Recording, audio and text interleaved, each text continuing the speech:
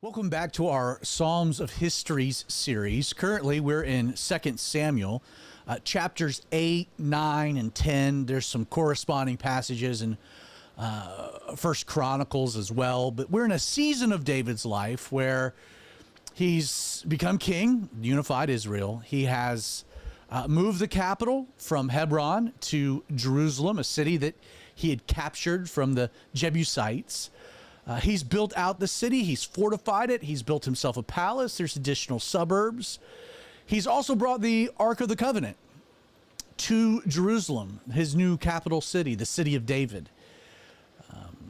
2 Samuel chapter 6 records all of those particular details. David is in a really great place, a sweet spot. He's got a capital, a political center. That political center has the ark, the presence of God.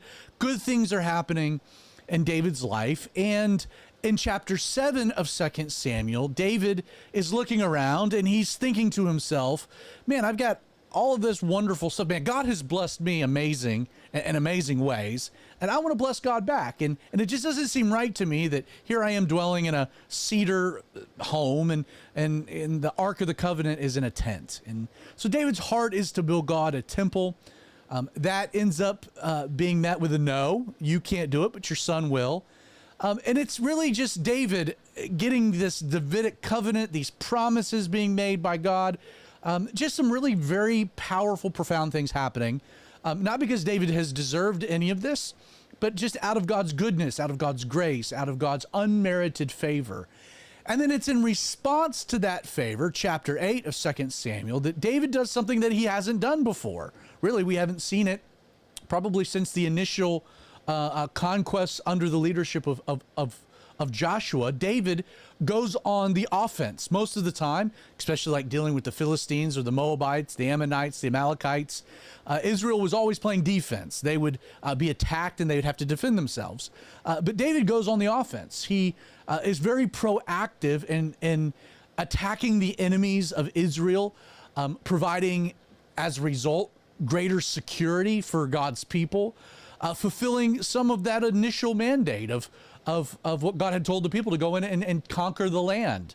That this was the land that God had given them. And he deals with the Philistines, and he deals with the Syrians and the Ammonites, and he expands Israel's borders in astounding ways. There's some historical debate how much territory David was able to increase Israel's lands by, but as far as the Euphrates up into the north, some 50,000 square miles of territory David conquers and places under his dominion.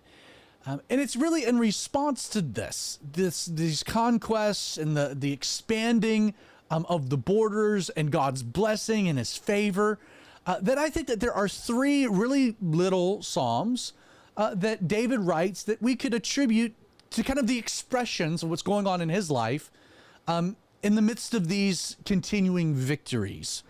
We're going to look first at Psalm 61. Again, we'll look at three psalms that I think fit within this time period. They're not lengthy, thus we'll couple three together. Psalm 61, it has as its heading, Assurance of God's Eternal Protection. It's listed as to the chief musician to be played on a stringed instrument, a Psalm of David. So it does have a specific attributing of authorship to David himself. Hear my cry, O God, and attend to my prayer. From the end of the earth I will cry to you. When my heart is overwhelmed, lead me to the rock that is higher than I. For you have been a shelter for me, a strong tower from the enemy. I will abide in your tabernacle forever. I will trust in the shelter of your wings. For you, O God, have heard my vows. And keep in mind that so much of David's activity beginning in 2 Samuel 8 is a response to this incredible, beautiful thing that happens between David and God, the establishment of this Davidic covenant, that God would provide a savior through David and his family. For you, God, you've heard my vows, and you have given me the heritage of those who fear your name. You will prolong the king's life, his years as many generations. He shall abide before God forever. Oh, prepare mercy and truth, which may preserve him. And then he closes, again, a very simple psalm. He says, so I will sing praise to your name forever, that I may daily perform my vows. David is very focused on fulfilling his end of the bargain, being obedient to God's commands, being faithful to steward the kingdom that God had given him. David not trying to earn a favor, he had been given it all, not just the kingdom itself, but this inclusion in God's divine overarching plan for humanity. And so we see that he pulls out his pen and a stringed instrument, and he writes this beautiful song of expression. If you flip over to Psalms 20 and 21, I think also could be attributed, again, it's hard to say with certainty, but could be attributed to this period of David's life. Psalms 20, its heading is the assurance of God's saving work. And it, like the other, is to the chief musician, Psalm of David, and so it has direct authorship. Verse 1, may the Lord answer you in the day of trouble. May the name of God, the God of Jacob, defend you. May he send you help from the sanctuary and strengthen you out of Zion. May he remember all your offering and accept your burnt sacrifice. Selah. And when you see Selah, it's pause. Take a moment. Contemplate. May God remember your offerings, accept your burnt sacrifice. May he grant you according to your heart's desire and fulfill all your purpose. That's a dangerous verse. May he grant you according to your heart's desire. The key to that is to make sure that your heart is desiring holy things, pure things, godly things. That your heart's desire is not that your will be done, but that God's will may be done in your life. The desire of the heart. I look back in my life and I'm so thankful that God didn't give me my heart's desire, because my heart didn't know what it really wanted in those times. May he grant you according to your heart's desire and fulfill your purpose. I like that idea of fulfilling one's purpose. We will rejoice in your salvation. And in the name of our God, we will set up our banners. And banners were to declare great victories. May the Lord fulfill all your petitions. Now I know that the Lord saves his anointed. He will answer him from his holy heaven with the saving strength of his right hand. Some trust in chariots, and some in horses. And again, fitting within the narrative, David conquers the Syrians in the north, and he takes their chariots, and he takes some of their horses, and then he maims the others so that they couldn't be used in battle. And he's saying, hey, some trust in chariots, some in horses, but we will remember the name of the Lord our God. They have bowed down and fallen, speaking of his enemies, but we have risen and stand upright. Save, Lord. May the King answer us when we call. I love that psalm. That's such a sweet psalm. Psalm 21, continuing, joy in the salvation of the Lord, to the chief musician, a psalm of David, again, direct attributing. This is a psalm of thanksgiving. It has definite messianic undertones. The king shall have joy in your strength, O Lord. I like that. The king shall have joy in your strength. It's the strength of the Lord that provides us joy. And in your salvation, how greatly shall he rejoice? You have given him his heart's desire, and have not withheld the requests of his lips. David has had one victory after another, one conquest after another. David's desire was godly. It was God-driven. It was to fulfill God's commands for Israel, to take the land that God had promised them. David, this psalm of exaltation, of thanksgiving. Verse 3, for you met him with the blessings of goodness. You set a crown of pure gold upon his head. He asked life from you, and you gave it to him. Length of days forever and ever. His glory is great in your salvation. Honor and majesty you have placed upon him. For you have made him most blessed forever. You have made him exceedingly glad with your presence. For the king trusts in the Lord, and through his mercy, and through the mercy of the Most High, he shall not be moved. I love that you have made him exceedingly glad with your presence. You know, that is the most amazing idea, isn't it? That the God of the universe, the creator and sustainer of all things, is intentionally personable.